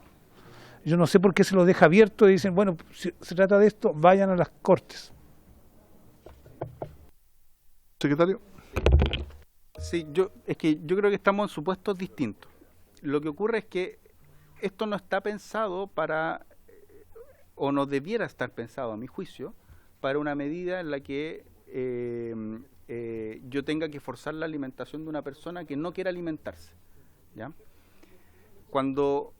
Primero que todo, porque se supone que ese tipo de acciones no están permitidas dentro del ejercicio del Estatuto Penitenciario. Segundo, porque ese tipo de cosas tan excepcionales se tiene que ver, podría eventualmente revisarse acá, ¿ya? Es decir, la administración sabe que toma la decisión de la alimentación forzosa. el imputado se niega, la administración va al Tribunal de Ejecución de Pena. El Tribunal de Ejecución de Pena toma una medida, por ejemplo, dice no es posible la alimentación forzosa, entendiendo la jurisprudencia más o menos uniforme que hay de la Corte al respecto, ¿ya? Y la administración apela. Ese procedimiento que nosotros lo estamos pensando para las cosas normales y naturales que ocurren dentro de los establecimientos penitenciarios, ¿ya? Ese procedimiento es un procedimiento, uno podría decir, algo excesivo para una medida que se tiene que tomar, en el cual está en riesgo la vida o la muerte de una persona privada de libertad. Ahí pareciera ser más útil el recurso de amparo o de protección en el caso de la vida. Es más rápido. O sea, de hecho es lo que hace la administración cuando está un huelguista en situación en una situación en la que ya está en riesgo su vida por producto de la huelga. Lo último. Para terminar, sí, diputado. para terminar. Exacto, Sí, pero en el fondo sí. no está- Los recursos son compatibles la justicia de ejecución de penas con los recursos de protección y amparo, usted lo dijo. Pero también dijo que cuando hay una justicia especializada, ambiental, incluso se citó el proceso ambiental, los tribunales dejan de declarar admisible o darle curso a recursos de protección. Y dicen, vaya a la justicia propia, especializada que ustedes tienen. Así debería pasar, naturalmente. Yo no sé por qué estamos aprobando un procedimiento que regula los conflictos entre la administración penitenciaria y los privados de libertad, uno de ellos, y dejamos abierto la idea de que pueden hacerlo por otras vías, cuando estamos estableciendo un procedimiento que debiera ocuparse de todo lo que concierne a los conflictos penitenciarios. Ese es mi planteamiento. Muchas gracias, diputado Soto. Yo coincido también, claro, pero los recursos que están constitucionalmente consagrados llegan igual, porque es una norma superior. Entonces, por más que lo pudiéramos eventualmente limitar, siempre son concesibles o admisibles. Y en este caso en particular, al limitar el derecho a apelación es justamente para evitar que sea aún más y que esté vigente solo la reposición. Pero tú tienes razón. Eso. Siempre se presta, porque es que en el hecho siempre van a estar pendientes, siempre es posible interponer ese tipo de recursos, siempre. No los pueden limitar. Sí, pero... Va a tener una vía intermedia para ir por cualquier cosa, un aislamiento, una incomunicación, va a ser recurso de apelación. Claro, el tema es, claro, ¿quién resolvía antes eso? Se resolvía administrativamente. Hoy día lo va a resolver un tribunal, que esa es la diferencia. Pero está bien. Va a tener tres instancias, reposición, apelación y eventualmente... No. Subsecretario. Sí, o sea, yo creo que, primero que todo, no necesariamente vamos a tener amparos en la mayoría de los casos que hoy se resuelven por amparo. Porque, primero, ya va a estar resuelto el problema por un tribunal, ¿ya? Y ese es el gran punto por el cual las Cortes acogen los amparos, porque esto no ha sido resuelto por un tribunal, sino que ha sido resuelto solo por la administración. Eso en el caso de cuando los imputados o los condenados recurren de amparo. Entonces los imputados y condenados recurren de amparo, por ejemplo, para los permisos de salida, para ciertas materias de la administración penitenciaria. Como no ha sido resuelto por un tribunal, los tribunales dicen, bueno, vamos a mirar esta decisión. Entonces ahora, como va a estar resuelto por un tribunal, lo que debiera ocurrir es que los amparos disminuyan drásticamente, porque el primer fundamento que utilizan los tribunales es que esto no lo ha visto un tribunal, ¿ya? Segundo, el caso excepcional de personas con alimentación forzosa, que se da muy excepcionalmente, es generalmente cuando Gendarmería recurre de protección para alimentar forzosamente a un interno que ha ido en huelga, que ha estado en huelga de hambre. Eso ocurre muy excepcionalmente. Mario, que tiene un poco más de experiencia ahí, nos podría ayudar, pero yo recuerdo al menos en este año y medio, eso ha ocurrido 1 o 2 veces, no más que eso, 1 o 2 veces en un año y medio, y probablemente hacia atrás más o menos lo mismo, ¿ya? Es decir, ocurre muy, muy, muy excepcionalmente, ¿ya? Cuando uno quiere alimentarlo forzosamente, ¿ya? Otra cosa es que ellos realicen una huelga, y lo que va a ocurrir ahí es que por el hecho de ejercer una huelga no tengan la posibilidad de obtener buena conducta, con todo lo que eso implica, la no obtención de la buena conducta, ¿ya? Y eso probablemente sí se va a recurrir en razón de que por el hecho de estar ejerciendo una huelga no tengan buena conducta y por ende tengan menos visitas, tengan menos encomiendas, tengan otros, y ahí se va a generar una discusión respecto a las medidas que va a tomar la administración penitenciaria. No sé si me explico, ¿ya?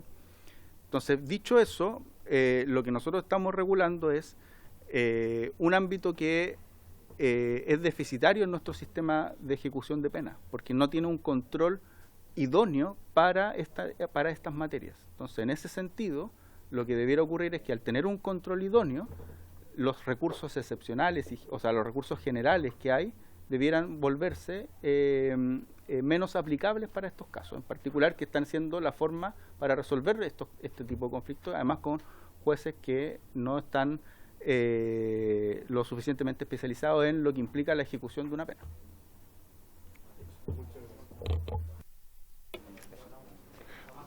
Sí. Sí. Porque al no estar señalado la legitimación o los legitimados activamente y estar eso pendiente, debería formar parte también de este recurso para ver quién va a presentar los recursos, quién está habilitado para presentar los recursos. Entonces, igualmente no se podría votar este recurso, este artículo, si es que no tenemos lista la legitimación activa. Porque si hablamos de recursos y no señalamos quiénes pueden ser los legitimados activos, va a quedar abierto si eventualmente se aprueba. Entonces yo no sé si podemos esperar a que eso ocurra. Y cerrando, presidente, me parece que está bien, yo comparto el criterio, pero cuando tú lo dejas tan amplio sin señalar expresamente, te sales de la regla general del inciso segundo, porque el inciso segundo expresamente dice las causales de recurso de apelación. Entonces, cuando tú lo dices expresamente, eso es una cortapisa para un amparo, porque el juez está diciendo, mira, para una concesión o revocación o negativa de la libertad condicional, la ley ya me dijo expresamente que había un recurso especial. Pero respecto a la salud física y psíquica, está repitiendo la norma de la Constitución. Entonces, como está repitiendo la norma de la Constitución, es tan amplia como el resguardo del amparo o un recurso de protección. Entonces, obviamente que va a ser difícil para el juez discernir qué puede ser, si esto fue objeto de recurso, ¿será también una garantía constitucional si ya tuvo un recurso? En cambio, como en el inciso segundo le dimos algunos lineamientos claros, eso en la salud física y psíquica y que afecten a la vida, eso se sale de esa regla general.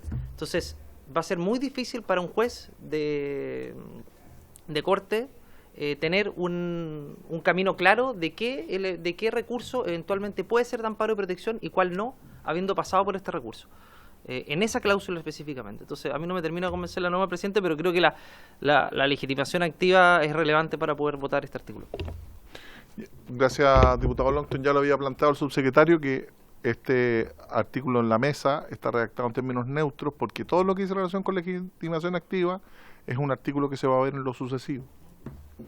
Sin perjuicio de que en ese artículo se plantee respecto del recurso del artículo 480 letra P está legitimado tal persona, porque hay una serie de legitimaciones, eso es lo que señaló la mesa técnica, en la cual entiendo participaron todos sus asesores. El H. Sí, pues, es el que viene. Es el que viene. Sí, es el que viene ahora. ¿Ok? Oye, lo vamos a proceder a votación y el Enrique Aldunate, asesor nuestro de la bancada, nos plantea que en el artículo 480p se podría entender de que no se aplica a la denegación de la pena mixta, sino que solo a la concesión. Entonces nos plantea, y quiero presentar esta indicación, señor subsecretario, que reemplaza la expresión y la reducción de condena de la concesión de la pena mixta por la frase y la pena mixta, así como la reducción de condenas. Así se evita una interpretación que se inclina por señalar que solo es apelable la concesión de la pena mixta prevista en la ley 18.216. ¿Cómo quedaría entonces? Quedaría, solo procederá el recurso, el inciso segundo, solo procederá el recurso de apelación respecto de las resoluciones que determinen la concesión, revocación o negativa de la libertad condicional y la pena mixta, así como la reducción de condenas y de aquellas que afecten la vida y la salud física y psíquica de las personas privadas de libertad. Entonces, vamos a votar ese artículo con esta indicación. En votación, Gracias, presidente. porque quedaba solo...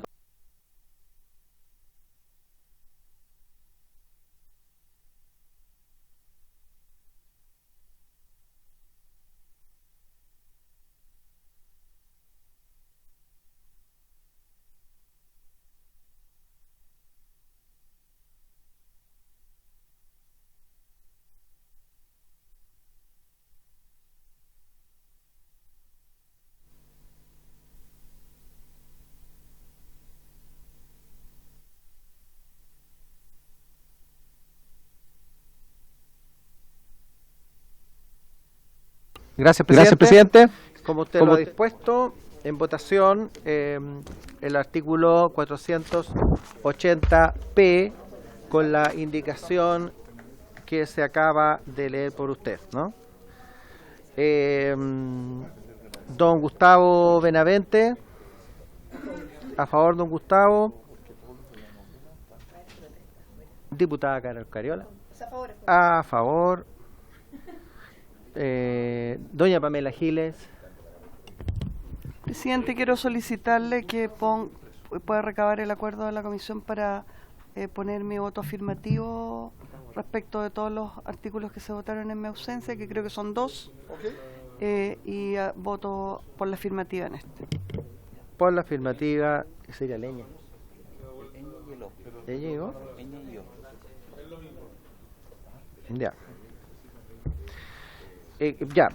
Diputada Pamela Giles a favor, don Andrés Longton, abstención don Andrés, doña Catalina Pérez, a favor doña Catalina, don Luis Sánchez,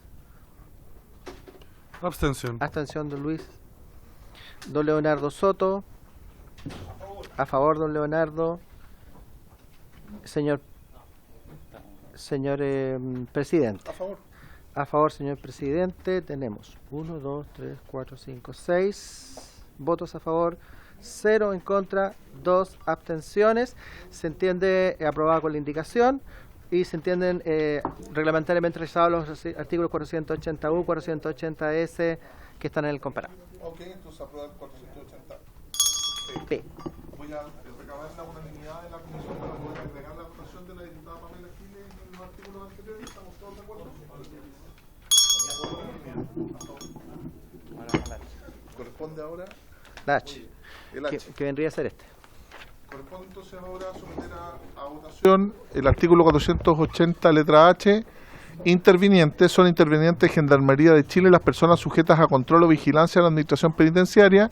La víctima o el querellante podrán ser intervinientes cuando se sustancie cualquier proceso relacionado con, letra A, el reemplazo de la pena privativa de libertad por el régimen de libertad vigilada intensiva, y letra B, la concesión, rechazo o revocación de la libertad condicional. En aquellos casos en que se conceda un permiso de salida ordinario a una persona privada de libertad, la administración penitenciaria deberá comunicar dicha circunstancia al tribunal encargado de la ejecución para que ésta a su vez notifique a la víctima o querellante. La víctima o querellante podrá efectuar los descargos que estime pertinentes ante el juez encargado de la ejecución para que éste los comunique a la jefatura del establecimiento penitenciario que determinó dicha concesión. Para estos efectos, el tribunal a cargo del juicio, al momento de dictar la sentencia condenatoria, deberá consultar a la víctima o querellante si desean ser informada acerca de los procesos señalados en este artículo. En ese caso, la víctima o querellante deberá fijar un domicilio y establecer el modo en que recibirá las comunicaciones. Se ofrece la palabra sobre el artículo 480, letra H, intervinientes. Se ofrece... ¿Está distribuido el artículo? Está una hoja suelta. Una hojita suelta, Sí. 480H. ¿Sí? Se ofrece la palabra. Diputado Soto.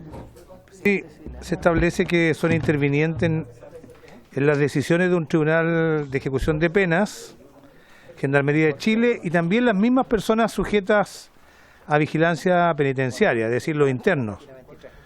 Pero me pregunto, ¿qué sucede H. cuando se trata de algún derecho que puede ejercer un interno que está privado de libertad, pero también está privado de conciencia, enfermo, en un recinto hospitalario dentro del recinto penitenciario, o sujeto a alguna medida de aislamiento? ¿cómo opera este sistema, estos derechos que se le entregan a la persona privada de libertad cuando no está en condiciones de ejercer ese derecho? Por enfermedad, por vejez, por aislamiento. En esos casos, ¿no sería razonable que el derecho también lo tuviera la familia del afectado, que suelen preocuparse de la condición en que estén al interior de un recinto penitenciario? Gracias, diputado Soto. Se ofrece la palabra. Hay un defensor de ausente. Longton. También tiene quien lo presenta. ¿Cómo? Porque es como más que un, Es más es como un formal. estelar. Es más formal, es más formal. Es como Raúl Mata. Sí, más fome. Más formal. Sí, sí, sí. Diputado Longton. Puede ser Está la una Carol, tripleta. falta la Carol también. ¿No? Ya, presidente.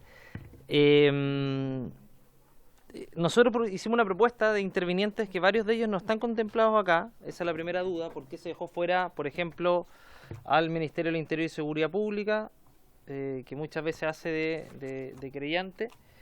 Se deja fuera la letra C, la letra D de la indicación propuesta por los parlamentarios. Quisiera saber el racionamiento de eso. Y segundo, nosotros en el proyecto de ley de libertad condicional, que se va a aprobar prontamente, que se fue a mixta, perdón, establecimos de que los beneficios intrapenitenciarios, o sea, no establecimos, quedó fuera, que los beneficios intrapenitenciarios que hoy día pasan por gendarmería pudieran pasar por el juez de garantía. Es decir, que la aprobación o denegación de un beneficio intrapenitenciario, que son permisos de salida al medio libre, pudieran pasar por el juez de garantía. Eso fue rechazado en el Senado y quedó como la regla general, como está hoy día. Solamente se incluyó en el artículo 2 para que se consideren para una libertad condicional los beneficios intrapenitenciarios si se dieron o no. Pero la pregunta es la siguiente, en relación a la última parte del artículo, que la idea, me imagino yo, que esta discusión se renueve a propósito de ese proyecto de ley, a propósito de la aprobación de este artículo. Pero la diferencia que tiene este artículo con la propuesta de la Cámara es que nosotros directamente le decíamos ya, no, la decisión no es de gendarmería, la decisión es del juez de garantía. Y como está redactada esta indicación de los intervinientes, sigue estando radicada la decisión en gendarmería, pero se le comunica a la víctima para una oposición. Entonces, ¿por qué no se trasladó la decisión al juzgado, al juez de garantía, y siguió radicando en gendarmería? Porque ¿cuál es el tema con gendarmería? Que muchas veces gendarmería toma una decisión, bueno, la mayoría de las veces toma una decisión administrativa, que es muy distinta a una decisión judicial en virtud de mucho más antecedentes de los que pueda tener gendarmería a propósito de tomar una decisión como esta, que no es una decisión cualquiera, es una decisión que determina que una persona esté en libertad, al menos que tenga alguna salida al medio libre. Entonces, esa decisión tan relevante como esa, por lo menos yo creo que no puede estar radicada en un ente administrativo, tiene que estar radicada en un juez de la República, que son además quienes se hacen cargo del proceso penal que finalmente termina con la condena de una persona. Entonces, ¿por qué no se avanzó en ese cambio que hicimos acá en la Cámara a propósito del proyecto de libertad condicional? Eso, gracias, presidente. Diputado Sánchez. Muchas gracias, presidente. También me llama la atención de esta propuesta que se nos entregó hace un rato, que se considera como intervinientes a la víctima o al querellante en dos circunstancias: cuando existe reemplazo de la pena privativa de libertad por el régimen de libertad vigilada intensiva, o bien cuando se concede, rechaza o revoca la libertad condicional. Y a continuación se establece como una especie de regla aparte. El derecho vendría siendo básicamente un derecho a ser oído de la víctima o querellante en los casos en que se conceda un permiso de salida ordinario a una persona privada de libertad. Que para los efectos prácticos es lo mismo que las circunstancias anteriores. O sea, al final tenemos aquí el caso que una persona que está cumpliendo condena en régimen cerrado dentro de una cárcel va a salir y va a cumplir parte de su pena en alguna modalidad de libertad, o bien de libertad vigilada o arresto. Bueno, tampoco se considera acá el arresto domiciliario. Hay muchas circunstancias que contempla el sistema penal en nuestro país, por medio de las cuales una persona condenada puede estar en la calle, en un grado mayor o menor de libertad. Puede estar en una salida dominical, puede ser este régimen de libertad vigilada intensiva, puede ser una libertad condicional, pueden ser múltiples modalidades por medio de las cuales la persona ya no va a estar dentro de la cárcel. Y si vamos a entender que en alguna de esas circunstancias resulta razonable concederle a la víctima o querellante la posibilidad de ser interviniente, yo creo que debería poder serlo en todas, porque en todos los casos se produce una circunstancia equivalente para ellos. Si es que un violador, por ejemplo, le conceden una salida dominical, en esa salida dominical va a estar tanto en la calle como lo estaría si es que tuviera una libertad vigilada intensiva o si es que estuviera con libertad condicional. Para los efectos prácticos es lo mismo. Entonces, que se contemple en estos casos una especie de regla aparte, yo creo que de cierta forma se hace una discriminación que no es razonable, presidente. Creo que aquí tenemos que encontrar una mejor solución con el Ejecutivo y que si vamos a reconocer que quien ha sido víctima de la comisión de un delito tiene derecho a que el Estado tome ciertos resguardos respecto de su seguridad y tenga algún nivel de deferencia mínimo que hoy día no existe, tiene que aplicarse eso a todos los casos y no solo a algunos. Muchas gracias, presidente. Muchas gracias. Tiene la palabra el diputado Benavente, diputado Longton. Gracias, presidente. Además, a mí me llama un poco la atención este tercer caso cuando se concede un permiso de salida ordinario. De acuerdo a la redacción, no queda claro cuál es el efecto de que se escuche o se comunique esta circunstancia a la víctima o querellante, porque solo para 0 días, pero esta comunicación, de acuerdo a cómo está redactado el precepto, ya es una vez concedida la medida, es ex post, y no queda claro si 0 días, si la víctima o querellante hoy al 0 días esta medida se va a revertir, porque esto es un permiso administrativo. Esto no se va a resolver en una audiencia previa cuando a la víctima se le trate de interviniente. Entonces aquí tenemos un problema también. Entonces, a mi juicio, esta redacción no queda claro los efectos de ser oída la víctima o querellante. Gracias. Gracias, diputado Longton. Sí, es que, presidente, me hizo mucho sentido lo que se le hemos intermedio al diputado Sánchez. Nosotros no limitamos en ningún momento la participación de la víctima. Entonces, es contradictorio, por un lado, aprobar una norma en que al interno se le da la posibilidad de reposición, apelación, cuando está en riesgo la vida, la salud física. O sea, dejamos una norma tremendamente amplia y para la víctima o querellante lo circunscribimos a 2 elementos. Entonces, me parece que no es equilibrado entre los derechos de la víctima y los derechos del imputado privado de libertad respecto a las posibilidades de poder intervenir en el proceso. Entonces yo, de partida, ya le manifiesto mi oposición a que se pueda limitar la participación de la víctima. Y para complementar los últimos 2 incisos, acá el tribunal parece como un cartero, porque lo que le estás diciendo a la víctima es que tiene que avisarle al tribunal de garantía que no está de acuerdo con el beneficio intrapenitenciario, y el tribunal de cartero va a ir a Gendarmería y le va a decir, ¿sabe que la víctima no está de acuerdo? Y ahí muere el proceso, porque la parte final dice, del penúltimo inciso, para que éste los comunique a la jefatura del establecimiento penitenciario que determinó dicha concesión, o sea, en un cajón. Porque ¿qué va a hacer Gendarmería ante eso? Nada, pues no tiene obligación de responder, no tiene obligación de nada. Entonces, ¿para qué le vamos a hacer perder el tiempo a la víctima y hacer perder el tiempo a un juez de garantía? O sea, lo que hay que establecer acá es que el beneficio intrapenitenciario pase por un juez de garantía y que eso pueda ser recurrible eventualmente por la víctima, pero no esta suerte de procedimiento que no va a tener ningún efecto práctico y solamente va a dar la apariencia de que la víctima participa, pero sin ningún tipo de incidencia. Eso, gracias, presidente. Muchas gracias, diputado Longton. Señor subsecretario. Sí, presidente, por su intermedio. Bueno, yo creo que lo primero que todo es que me parece que hay bastante coincidencia en que los intervinientes tienen que ser Gendarmería de Chile y las personas sujetas a control de vigilancia de la Administración Penitenciaria. Me parece que para el regular de los casos, esos son los intervinientes. Ahora bien, las diferencias que estamos teniendo tienen que ver con aquellos que no son el regular de los casos, ¿ya?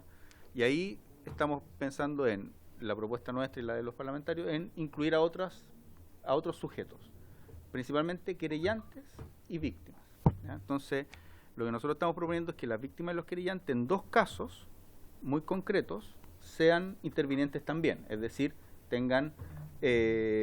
puedan ser parte dentro de todo el proceso de ejecución de la pena, ¿ya? La única diferencia que tenemos, porque el diputado Longton decía, bueno, ¿qué pasa con el Ministerio Público? El Ministerio Público es puede ser querellante en un caso. Entonces podría ser parte de estos aspectos. ¿Y cuándo va a ser querellante el Ministerio Público? Principalmente cuando hay algún delito que afecte la ley de control de armas, la ley de seguridad del Estado, cuando haya... No, el Ministerio del Interior. O sea, disculpa, el Ministerio del Interior, estaba pensando en el Ministerio del Interior. El Ministerio del Interior, que es la propuesta del diputado Longton y otros diputados, es que va a ser querellante en esos casos, ¿ya? Claro, si no, no va a ser interviniente en esos casos. Si no tiene interés, no interviene. Exacto. Claro. Pero en esos casos graves para la seguridad del Estado va a ser querellante. Entonces, como primero, para que acotemos las diferencias. Segundo, me parece que hay una distinción entre el régimen de libertad vigilada intensiva y los regímenes de libertad condicional. ¿Por qué? Porque ahí el sujeto deja de estar intervenido por o deja de estar en un establecimiento penal. Y eso es muy relevante con la distinción de los permisos de salida. En los permisos de salida la persona tiene un permiso dominical o trimestral, pero sigue estando en un establecimiento penitenciario. En la libertad vigilada o en la libertad vigilada intensiva y en la libertad condicional, el sujeto ya no está en un establecimiento penitenciario, ¿ya? Entonces, esa distinción que es relevante ha hecho que en los casos, y por eso es relevante que esos permisos como son intrapenitenciarios, los otorgue quien tiene la administración de ese establecimiento y sobre la cual está sujeto esa persona, que es el establecimiento penitenciario y la administración. Ahora bien, la gran innovación que estamos haciendo con este procedimiento es que en la concesión de ese permiso va a intervenir un tribunal, que antes solo intervenía de una manera muy residual en el caso de que se hiciera vía amparo. Ahora va a intervenir un tribunal en el caso que se deniegue o principalmente en el caso que se deniegue. Y va a intervenir también la víctima en este caso, porque va a entregar su opinión. ¿Qué podría ocurrir? Que en el fondo este permiso se deniegue producto de la intervención de la víctima. ¿Ya? Es decir, producto de lo que la víctima le señala a la administración penitenciaria, se deniegue. Si el privado de libertad va al tribunal de ejecución de pena, ahí efectivamente lo va a revisar un tribunal, que es lo que está planteando el diputado Longton. Es decir, vamos a incluir en la revisión de estos permisos a un tribunal, ¿ya? Cosa distinta es quién concede este permiso, ¿ya? Y la distinción es relevante porque en el caso de la libertad condicional y la libertad vigilada intensiva, actualmente la conceden los tribunales porque el sujeto sale del control de Gendarmería de Chile, ¿ya? Y pasa a cumplir directamente lo que le queda de su condena al medio libre, a diferencia de los permisos intrapenitenciarios. Entonces, esa distinción es relevante porque los permisos intrapenitenciarios se entregan producto de ciertos requisitos y quien tiene que controlar que esos requisitos se sigan cumpliendo en el marco de la reinserción social de una persona es Gendarmería de Chile. Y solo señalarle a los diputados que se entregan muy pocos permisos de este tipo. Ya yo tengo la estadística acá que las pedimos para esta sesión. Solo 2,8% de las personas privadas de libertad tienen este tipo de permisos, porque los requisitos, los intrapenitenciarios. ¿Definición de salida dominical cualquiera? De salida dominical o trimestrales. Salía al medio libre. Dominical, fin de semana y salía controlada medio libre, esos tres. Sí, esos tres, 2,8% de las personas privadas de libertad. Es decir, son muy pocas. Eso es, ¿cuántos son aproximadamente? 876 personas. Podríamos entregarlas por tipo de delito. Pero, o sea, de las 50.000 personas que tenemos privadas de libertad, son muy pocas personas las que acceden a este tipo de permiso y lo hacen para tener un proceso de reinserción. Tenemos bastante evidencia de que las personas que tienen un proceso de salida progresiva al medio libre tienen mejor reinserción social que aquellas que salen, o menos reincidencia de aquellas que salen sin tener un proceso paulatino de salida al medio libre. Entonces, la distinción del por qué se entregan uno directamente por el tribunal, que es el caso de la libertad vigilada intensiva y la libertad condicional, versus lo otro, que lo entrega la administración, pero pueden ser recurribles ante un tribunal, tiene que ver con quién tiene a cargo esa persona una vez que se entregan este tipo de beneficios. ¿ya? Entonces lo que quería decir es que para que hablemos más o menos el mismo idioma, la única diferencia que tenemos hoy por hoy, en razón de la propuesta que nosotros estamos haciendo, es respecto a si el querellante y la víctima también son intervinientes en eso. ¿Por qué no son intervinientes en general? Porque como este procedimiento está pensado para ese tipo de situaciones, pero también para regular el tema, o sea, para cualquier conflicto que exista al interior de la administración penitenciaria, sería inviable que también fueran parte del proceso. Estamos hablando de conflictos como lo mayoritario, conflictos con encomiendas, conflictos con visitas, conflictos con comida, conflictos con dependencia. No tiene sentido considerarlo interviniente en eso. Tiene sentido en estos tres aspectos y tiene las diferencias que estamos señalando acá por la razón que estamos señalando. No hay algo antojadizo acá. Tiene que ver con que son procesos diferentes. Yo creo que está... Diputado Soto, si puede repetir la pregunta. Y básicamente, ¿qué ocurría cuando los intervinientes, en este caso el privado de libertad, está privado de, por alguna razón, de conciencia?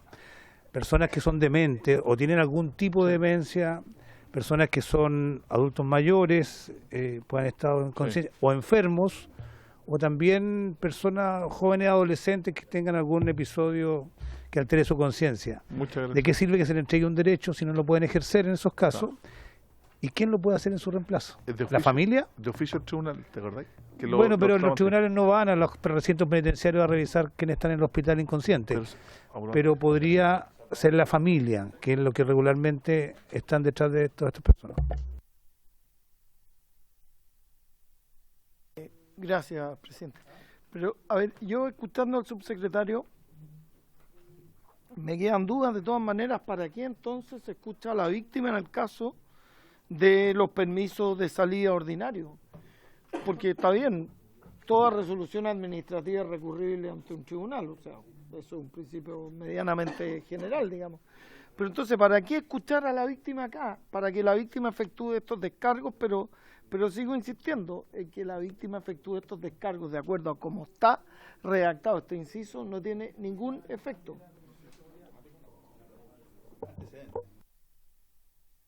Muchas gracias, diputado Buenamente. ¿Quiere hacer uso del comodín de la séptima intervención en este artículo? Que me aproveche. Es que nos está cambiando. Tiene 30 segundos, diputado Longton. Es que nos cambió la indicación que me ha presentado. No, lleva 5. Diputado Longton. Presidente, yo no hablaría tanto si hubiéramos todos suscrito la indicación de Ilavaca, Alessandri, Leiva, quien habla, Sánchez, Vinter y Gil. O sea, ¿para qué más transversal? Faltó solamente la diputada Pérez y Carol Cariola, que la podría suscribir también, y el diputado Soto. Ya. Dicho eso, presidente, tengo varias dudas con lo que se habla en el subsecretario. ¿Por qué? Primero, porque acá la intervención de la víctima es posterior al beneficio intrapenitenciario. O sea, se otorga el beneficio penitenciario, la persona ya está en la salida dominical o fin de semana y se le pregunta a la víctima. O sea, cuando ya la persona se encontró de frente en la calle, se le pregunta.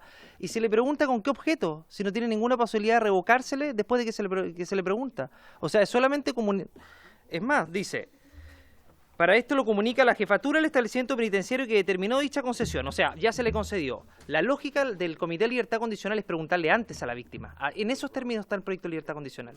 Es decir, que participe en el proceso. ¿Cómo va a participar después que se le otorga? ¿Qué finalidad tiene? Si ya el daño está hecho, si es que se tomó una mala decisión. La idea es preguntarlo antes. Eso es lo primero, presidente, porque además no se establece un procedimiento contradictorio después de eso. Dice... La parte final, para que éste los comunica a la jefatura del establecimiento penitenciario que determinó dicha concesión. O sea, la víctima, el juez de garantía le va a comunicar que la víctima fue y que estaba y se oponía al otorgamiento de beneficio penitenciario. Y ahí va a quedar. O sea, no hay ni siquiera la obligación de una respuesta por parte de Gendarmería. Entonces, este proceso sería coherente si es antes, si es previo. O sea, dejando... No, espera, que no he terminado. Y lo otro, presidente, es que... Ya... Que como entiendo que hay opiniones a este respecto, hay indicaciones presentadas, pedirle al Ejecutivo que está de acuerdo que se pudiera mejorar este artículo, por eso.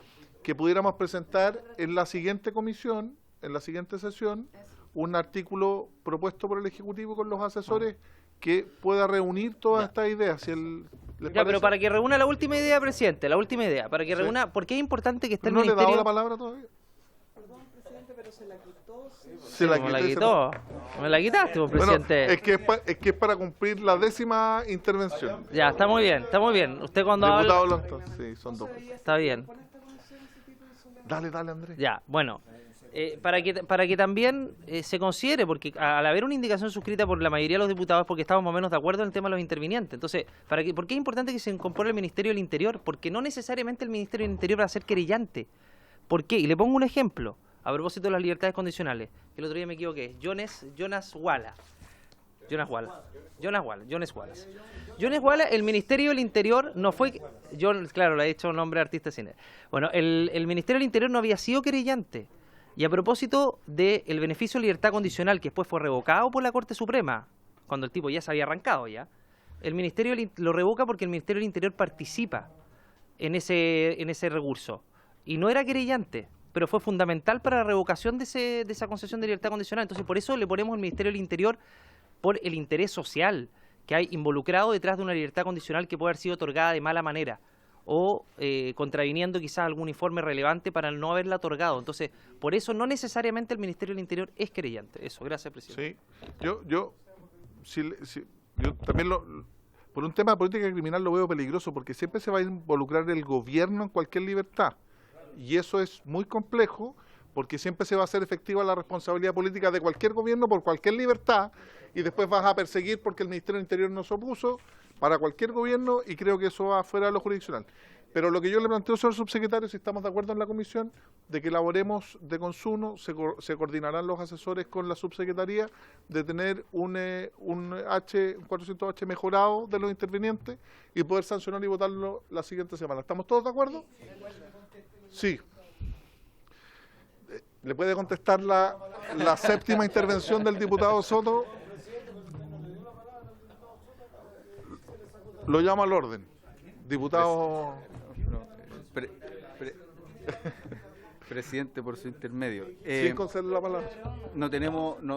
Nos parece que puede ser, o sea, podríamos como ejecutivo incorporar la opinión de la víctima antes de que se entregue el permiso de salida.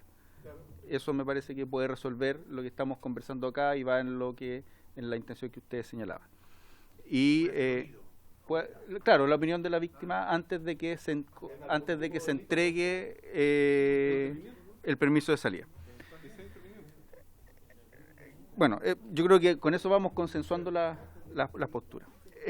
Respecto a la pregunta que hacía el diputado Soto, lo discutimos cuando se vio el artículo 480, que ya no sé si es letra J o bueno, pero el de tramitación. La propuesta del Ejecutivo era que cualquiera pudiera hacer, o sea, que los intervinientes o cualquiera su nombre pudiera hacer una solicitud pensando precisamente en lo que planteaba el diputado Soto. Sin embargo, eso se discutió y se rechazó la propuesta del Ejecutivo y que fueran solo las personas privadas de libertad o gendarmería, y se entendía que cualquiera su nombre era muy amplio, ¿ya? Entonces eso se rechazó. ¿Cómo se puede salvaguardar las situaciones que plantea el diputado Soto? Bueno, con el artículo que acabamos de aprobar respecto a las actuaciones de oficio, se podría salvaguardar. Y exactamente. Pero la propuesta del Ejecutivo tenía que ver con que hay situaciones, y yo creo que dimos, en ese momento me parece que di el mismo ejemplo, sin embargo, la Comisión no acogió esa propuesta. Eso ya está resuelto en el fondo. Para avanzar. Mire, si le parece, si no se le puede entregar un derecho a una persona que no puede ejercer el derecho. Si le parece, si le parece a la comisión, había consideración de lo que plantea el diputado Soto, reabrimos la discusión con una indicación del diputado Soto respecto de ese punto específico, por la unanimidad de los miembros de la comisión, que es lo que corresponde conforme al reglamento. Lo que plantea el diputado Soto es aquellas personas que no pueden por sí, están privadas de razón o de conciencia para poder solicitar un derecho, y lo vamos a reabrir.